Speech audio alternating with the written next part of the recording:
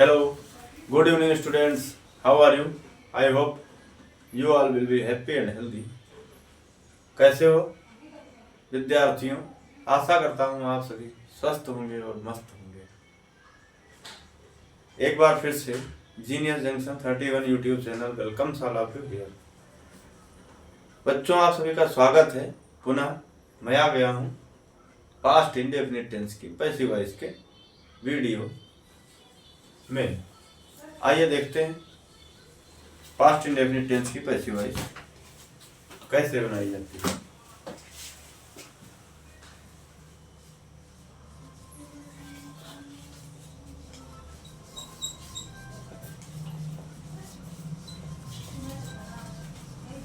Past indefinite tense in passive voice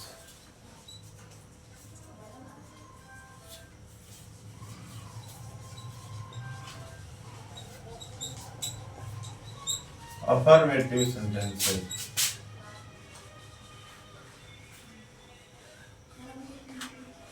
past indefinite tense passive voice affirmative sentences. दोस्तों, यह जानने से पहले आपको कुछ चीजें तो रिवाइज करना ही होता है।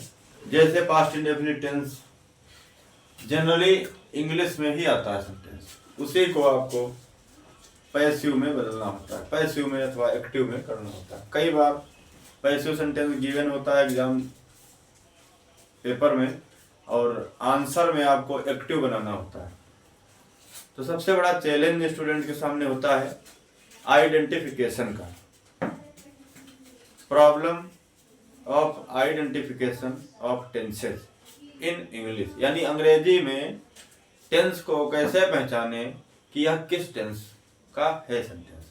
तो कुछ एक दोस्तों पढ़ाने के मेथड में सभी गुरुजनों के अलग अलग मेथड होते हैं पढ़ाने के, तो उस मेथड के द्वारा कुछ सामान्य सी ट्रिक्स हैं जिनको समझ के आप पहचान सकते हैं आसानी से।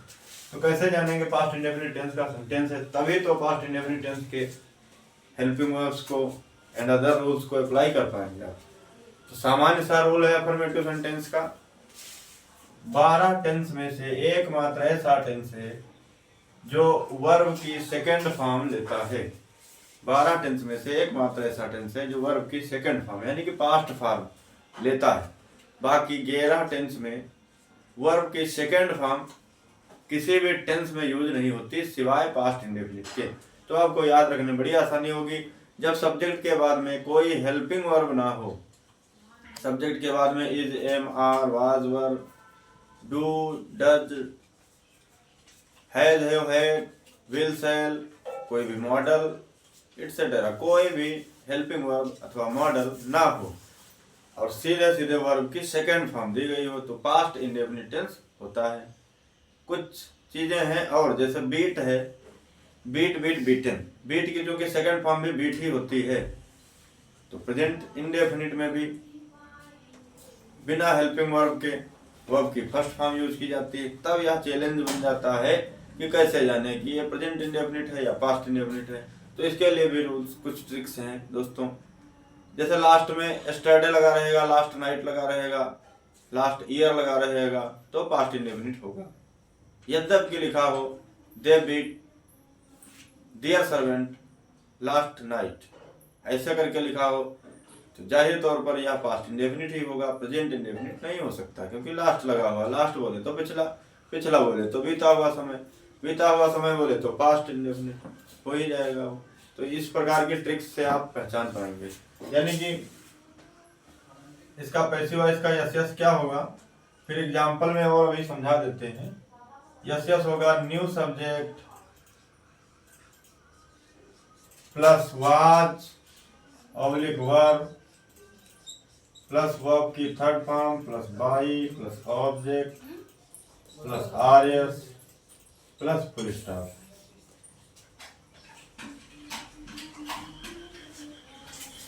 ये यस यस लगेगा। याद क्या रखना है आपको पास्ट इंडेफिनिट टेंस की पैसिव बनाने में? याद क्या रखना है?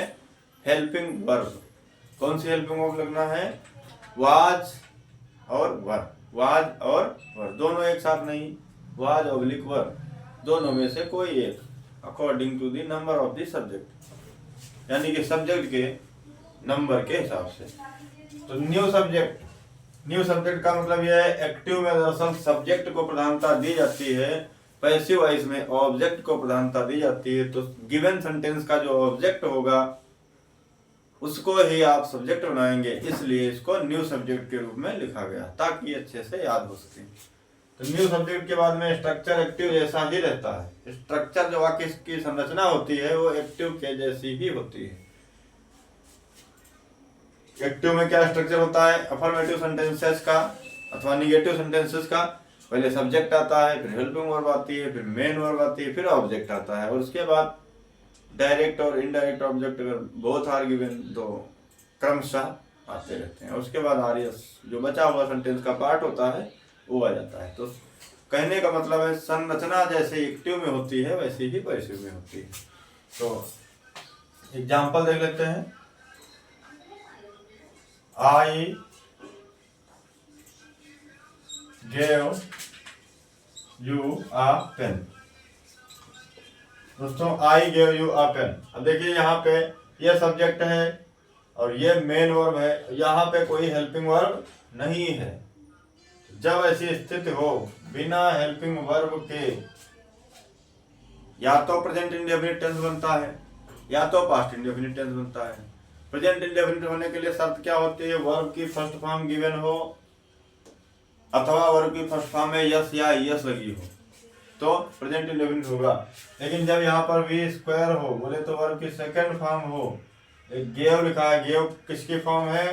पास्ट गिव की, give gave given, give gave given होता है तो सेकंड फॉर्म है, यानी कि पास्ट इंडेफिनिट टेंस है। अब इसकी पैसिव कैसे बनेगी? इसमें देखो एक चीज और समझ लीजिए बच्चों, यहाँ पे टू ऑब्जेक्ट्स हैं, ये सब्जेक्ट हो गया, ये मेन वर्ब हो गई, हेल्पिंग वर्ब है नहीं, तो ये हो गया आपका ऑब्जेक्ट। ये कौन सा ऑब्जेक्ट हो गया?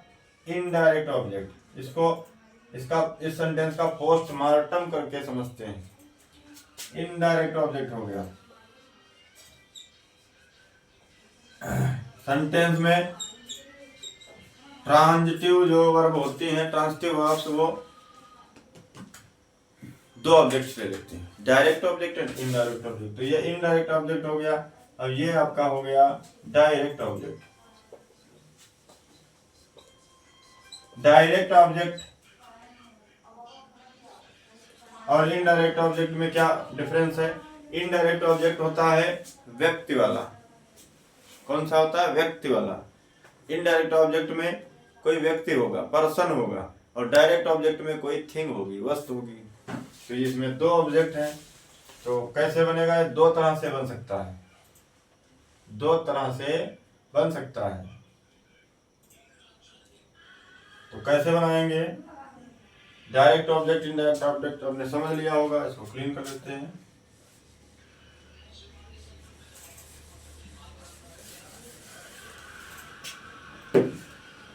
चलिए पहले डायरेक्ट ऑब्जेक्ट से बना लेते हैं पैसिव। क्या है ऑब्जेक्ट? आ पेन, फिर हेल्पिंग वर्ब क्या लगेगी? वाज, क्योंकि पेन सिंगुलर है। आ पेन वाज, इसकी थर्ड फॉर्म लगना है given. A pen was given to, I का क्या हो जाएगा? मी हो जाएगा, आई का ऑब्जेक्ट मी। तो a pen was given to me by you, अथवा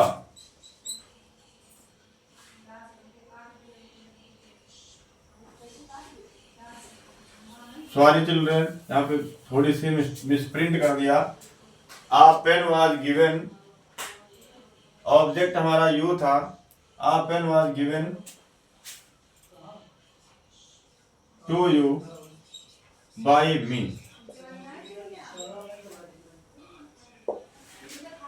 आ pen was given to you by me, ऐसे हो गया। अथवा जब हम यू को ऑब्जेक्ट बनाएंगे, यू ऑब्जेक्ट को सब्जेक्ट बनाएंगे तो क्या हो जाएगा?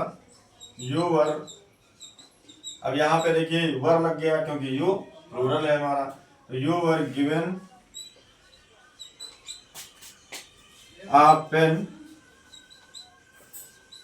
by me, क्योंकि ये आई सब्जेक्ट था और पहले सेंटेंस में मिस्टेक हो गई थी, हमने आई को ऑब्जेक्ट बना दिया था, यहाँ पे ऑब्जेक्ट बना दिया था। You were given a pen by me, पहले फर्स्ट वाला सेंटेंस है a pen was given to you by me, second वाला है अथवा करके you were given a pen by me, अर्थात I gave you a pen. इन दोनों ऑब्जेक्ट से आप दोनों में से कोई एक बना सकते हैं।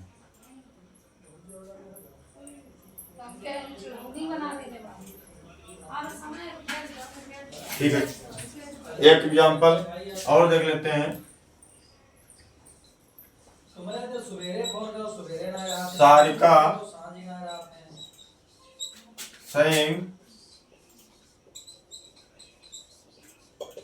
a beautiful song। अब देखिए दोस्तों क्या लिखा हुआ है, Sarika saying a beautiful song। देखिए यहाँ पर भी कोई हेल्पिंग वर्ब नहीं है, यानी कि पास्ट इंडेफिनिट टेंस है। sang सिंग की सेकंड फॉर्म लगी हुई है, सिंग sang संग, सिंग sang संग होता है। तो यहाँ पे ऑब्जेक्ट क्या है, यहाँ से ऑब्जेक्ट है हमारा, यानी कि वर्ब जो होती है जस्ट आफ्टर ऑब्जेक्ट लेती है। तो वर्ब के तुरंत बाद क्या है, आ ब्यूटीफुल सॉन्ग। तो इसका पैसिव कैसे बनेगा, a beautiful song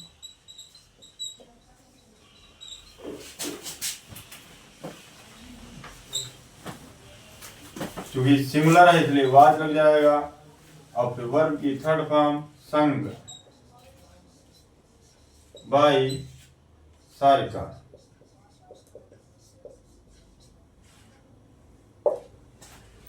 past indefinite tense और प्रेजेंट इंडेफिनिट टेंस की पैसिव मोस्ट एक्सपेक्टेड में से एक है, यानी कि परीक्षा में पास्ट इंडेफिनिट टेंस से और प्रेजेंट इंडेफिनिट टेंस के निगेटिव, अफर्मेटिव और इंट्रागेटिव में से कोई भी आ सकती है। तो इन दोनों टेंसेस पे आपको फोकस करके रखना है, क्योंकि इसमें थोड़ा सा अलग मामला होता है। अलग ये होता है कि अफर्मेटिव में हेल्पिंग वर्ब होती नहीं है और डायरेक्ट स्टूडेंट्स कंफ्यूज हो जाते हैं कि इसको क्या करें, इसमें कोई हेल्पिंग वर्ब है नहीं। ज्यादातर टेंसेस में ऑलरेडी हेल्पिंग वर्ब होती है, उसी के बाद में बी फॉर्म की डिफरेंट वर्ब्स जोड़ देना होता है, बन जाता है। लेकिन इन दोनों टेंसेस में चूंकि अफर्मेटिव में हेल्पिंग वर्ब उपलब्ध नहीं होती है, इसलिए थोड़े से कठिन हो जाते हैं। तो संभावना पूरी बनती है कि प्रेजेंट इंडेफिनिट और पास्ट इंडेफिनिट की पैसिव पूछी जा सकती है, इसलिए इन दोनों पे फोकस अच्छे से कर लीजिएगा, 10th और 12th वाले दोनों बच्चे। ठीक है, इसको क्लीन कर देता हूँ। 2 एग्जांपल्स हो गए आपके अफर्मेटिव के। सभी पहले मैं एग्जांपल बता लूं, उसके बाद कोशिश करूंगा एग्जाम ओरिएंटेड सेंटेंसेस इस टेंस में आने वाले और बता दें ऑन दी बोर्ड। ठीक है, इसको क्लीन कर देता हूँ, निगेटिव बता देता हूँ।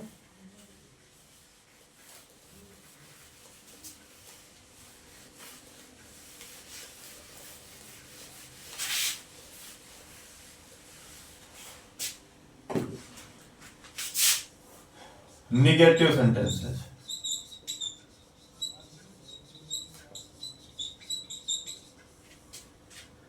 यस यस क्या होगा,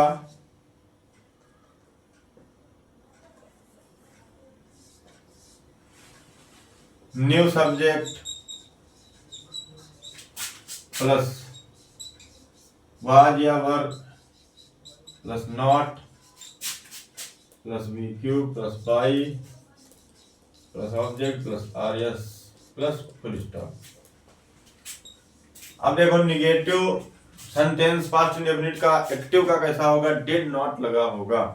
क्या लगा होगा, डिड नॉट लगा रहेगा। डिड नॉट के साथ वर्ब की फर्स्ट फॉर्म होगी, यानी डिड प्लस गो बराबर वेंट होता है, डिड प्लस गो बराबर वेंट होता है। तो क्या हो जाएगा, दे एग्जाम्पल है, they did not write a message, they did not write a message। उन्होंने एक संदेश नहीं लिखा। पैसिव क्या बनेगी इसकी? अब देखिए यहाँ पे डिड नॉट लगा है तो वहां पे आपको वाज नॉट और वर नॉट कर देना है।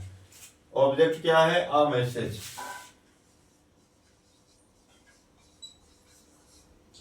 Was not, a message was not, यानी ऑब्जेक्ट हमारा आ मैसेज था तो ऑब्जेक्ट को हमने न्यू सब्जेक्ट बना लिया और उसके बाद वाज या वर में से लगा दिया इसके नंबर के हिसाब से, यानी इसके वचन के हिसाब से। उसके बाद नॉट ऐड कर दिया, फिर वर्ब की थर्ड फॉर्म लगना है। वर्ब हमारी क्या है? 3 नंबर पे मिलेगी, subject helping verb main verb. यहाँ पे ये है। राइट की थर्ड फॉर्म क्या होती है? कमेंट में बताइएगा, लिखते ही नहीं हो आप लोग। इसका मतलब पढ़ना तो जानते हो लेकिन लिखना नहीं जानते। जानते होते तो लिखते। ठीक है, तो राइट की थर्ड क्या हो जाएगी? रिटर्न। मजाक कर रहा हूँ, कोई जरूरी नहीं, चाहो तो लिखना। A message was not written. A message was not written by दे का ऑब्जेक्ट क्या हो जाएगा भाई? देम हो जाएगा। एक और एग्जांपल देख लेते हैं। सीमा डिड नॉट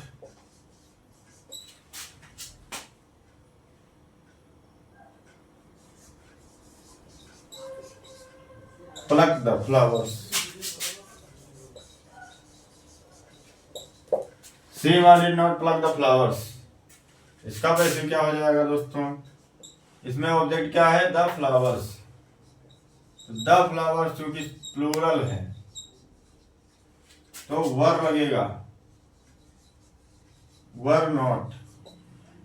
सब्जेक्ट हो गया, हेल्पिंग वर्ब हो गई, थर्ड नंबर पे क्या आता है? Main verb. तो प्लग्ड आ जाएगा, जैसा कि फॉर्मूला में भी लिखा हुआ है। प्लग की थर्ड सेकंड थर्ड क्या होती है? Pluck, plucked, plucked, pluck, plucked, plucked. The flowers were not plucked by Seema.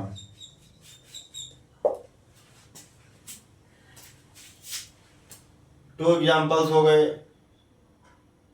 Note down कर लीजिए। सभी टेंस देखिए हो जाए। इंपरेटिव सेंटेंस की पैसिव पढ़ाने से पहले सभी टेंसेस के मोस्ट एक्सपेक्टेड एग्जांपल्स एक स्पेशल वीडियो में बना देंगे। उस वीडियो को आप 2 4 5 बार देख लेना तो डेफिनेटली हमें लगता है कि पेपर में कुछ भी ऐसा नहीं आएगा जो आपको पता ना हो। मोस्ट एक्सपेक्टेड सेंटेंसेस का वीडियो बनाने के लिए हमें भी थोड़ा कंसिडर करना पड़ेगा, सोचना पड़ेगा, समझना पड़ेगा। ऐसे हवाई तीर चलाने से होगा नहीं, तो सोच समझ के बताना होगा। क्योंकि वीडियो में मैं बोल रहा हूँ तो इसका मतलब है एक सबूत के तौर पे वीडियो सुरक्षित रहेगा, तो कभी भी आप मॉक कर सकते हैं। इसलिए मॉक नहीं होना चाहते तो सोच समझ के थोड़ा सा सेंटेंसेस बताएंगे। और कोशिश हर टीचर यही करता है कि हमारा पढ़ाया गया 100% पेपर में आए। कोई ऐसा टीचर नहीं होगा जो ना चाहे कि हमारा पढ़ाया ना फंसे। बिल्कुल कोई ऐसा दुनिया में टीचर नहीं है। ठीक है, नोट कर लिया होगा आप लोगों ने। इसको क्लीन कर देता हूं, इंट्रोगेटिव बता देता हूं।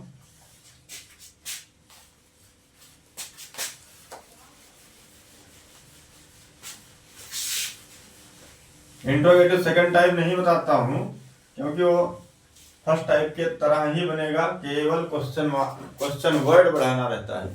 तो आवश्यकता पड़ेगी तो कमेंट में लिखोगे तब बताएंगे, ऐसे क्या बताएं। ठीक है, इंट्रोगेटिव सेंटेंस है।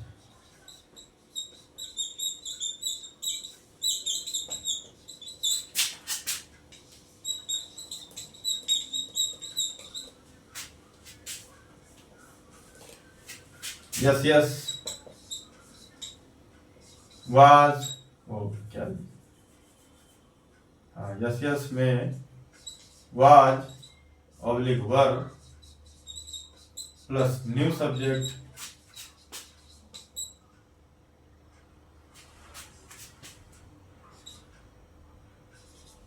प्लस वर्ब की third form plus by plus object plus R S plus question mark bracket close. Example देख लेते हैं। डिड दी हंटर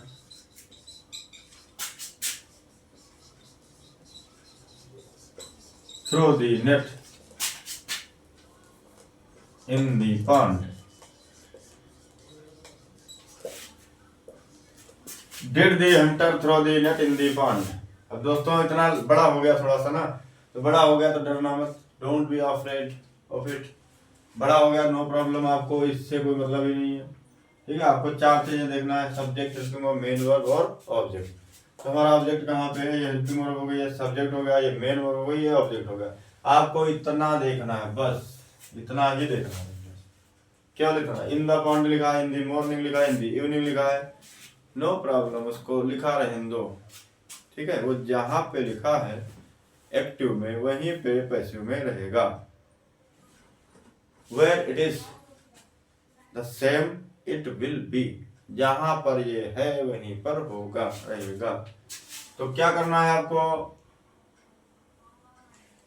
अब देखो ऑब्जेक्ट के नंबर के हिसाब से वाज और वर का सिलेक्शन करना है। ऑब्जेक्ट हमारा नेट है, नेट बोले तो जाल होता है, तो जाल एक ही वचन है तो वाज लगेगा।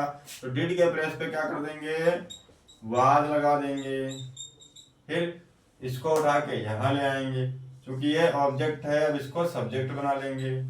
वाज द नेट हो गया, वाज वर हो गया, न्यू सब्जेक्ट हो गया। यहाँ तक आपका फॉर्मूला हो गया। अब क्या है, वर्ब की थर्ड फॉर्म, वर्ब का है भैया बच्चों, हेल्पिंग वर्ब, सब्जेक्ट, वर्ब, ये है। थ्रो की थर्ड फॉर्म क्या होती है, क्योंकि पैसिव में वर्ब की थर्ड ही प्रयोग की जाती है, याद रखो। पैसिव में कॉमन क्या है, वर्ब की थर्ड फॉर्म।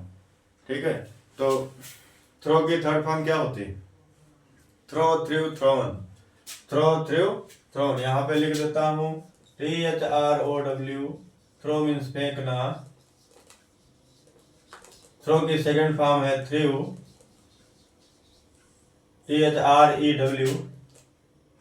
बढ़िया से बना दें, नहीं तो गलत कर देंगे आप लोग। इसकी थर्ड हो जाएगी thrown, throw, threw, thrown, throw, threw, thrown. एक दो बार दोहराते रहो तो भूलोगे नहीं।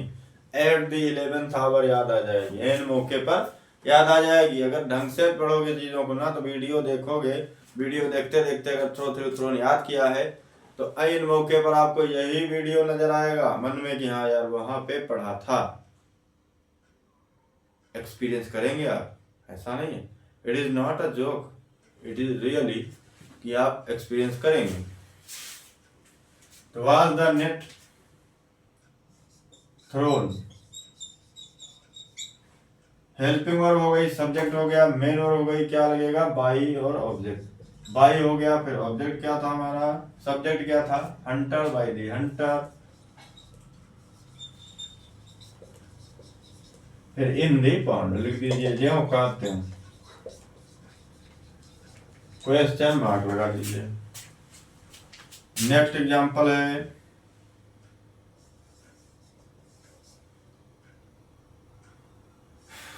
डिड वी रीड द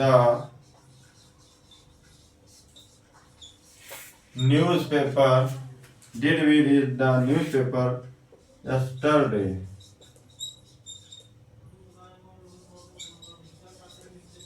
ये हो गया दोस्तों। इसमें भी वही सेम स्थिति है कि ऑब्जेक्ट क्या हमारा, न्यूज़पेपर, यस्टरडे वहीं पे रहेगा। तो न्यूज़पेपर सिंगुलर है तो वाज लगा देंगे, was the newspaper. Helping verb हो गई, सब्जेक्ट हो गया, वर्ब आएगी। वर्ब क्या है, रीड, रीड की सेकंड थर्ड फॉर्म भी वही होती है, read, red, read. Was the newspaper read by us yesterday?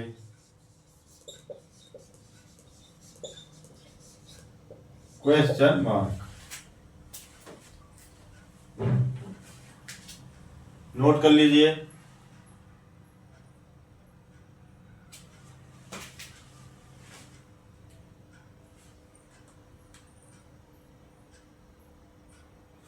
आपने नोट कर लिया होगा, क्लीन कर देता हूं।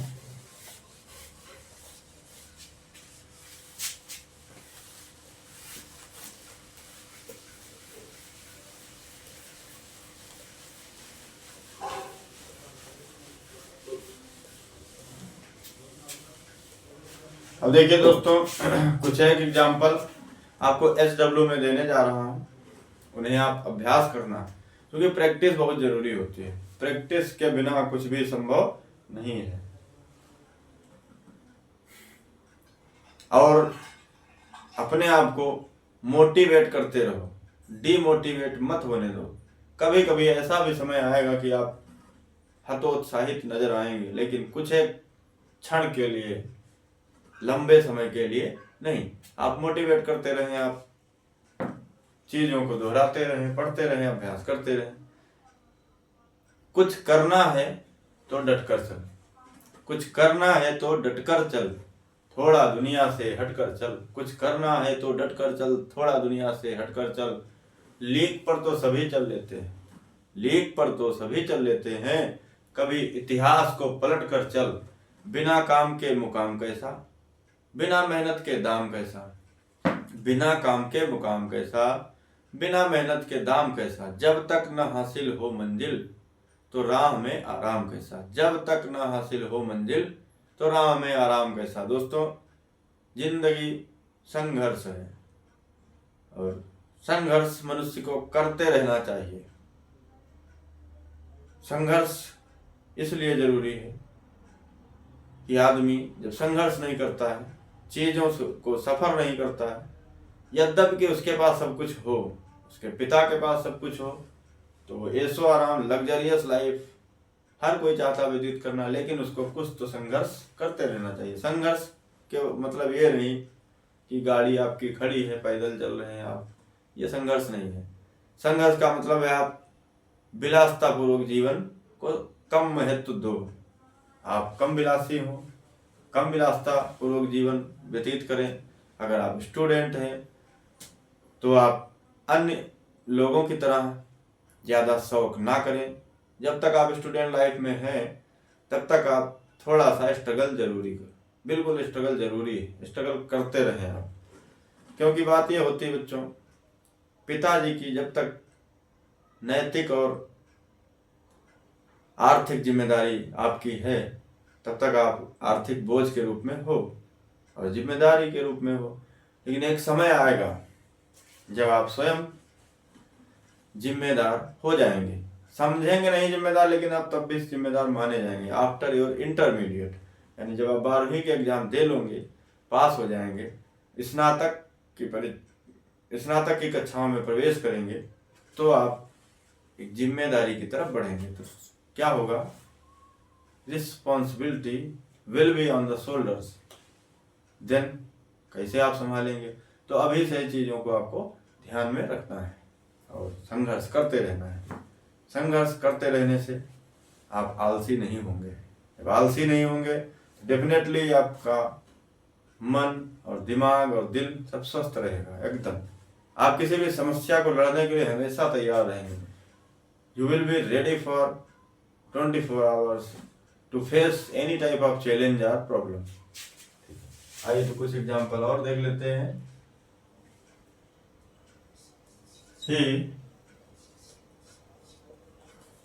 ये HW के रूप में आपको दे रहा हूं।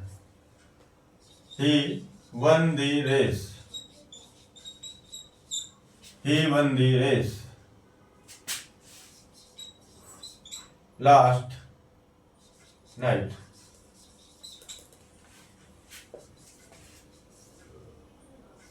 She did not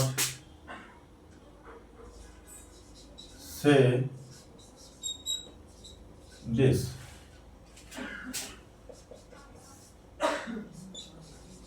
You did not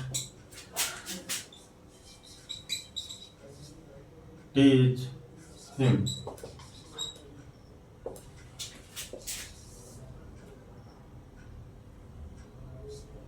I did not eat oranges.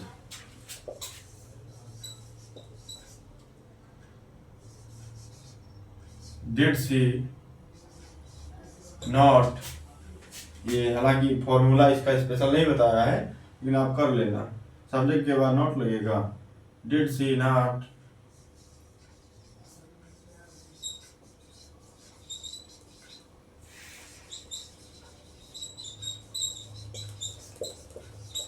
Homework.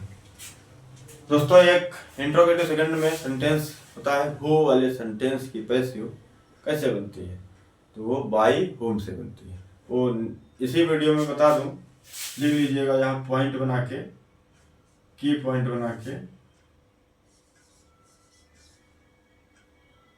Who से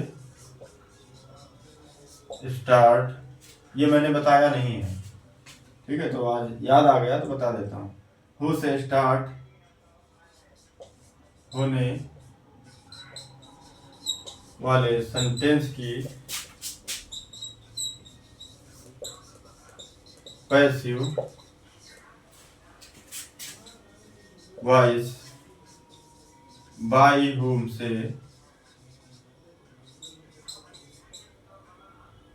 बनाई जाती है।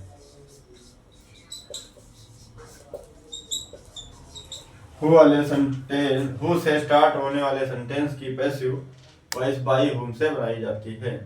इतना आप नोट कर लें, फिर अभी इसका एक एग्जांपल बता देता हूँ, याद आ गया बता देता हूँ। ये छूट गया था पिछली वीडियो में, पिछले वीडियोज में किसी ने कमेंट नहीं किया, बताया भी नहीं, आज अचानक याद आ गया, बता देता हूँ। ठीक है, नोट कर लिया होगा।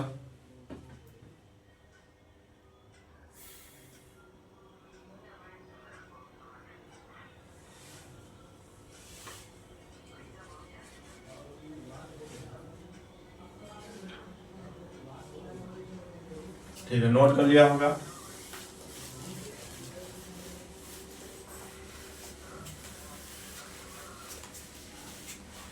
जैसे सेंटेंस भाई लोग अगर लिखा है interrogative second, who taught you English,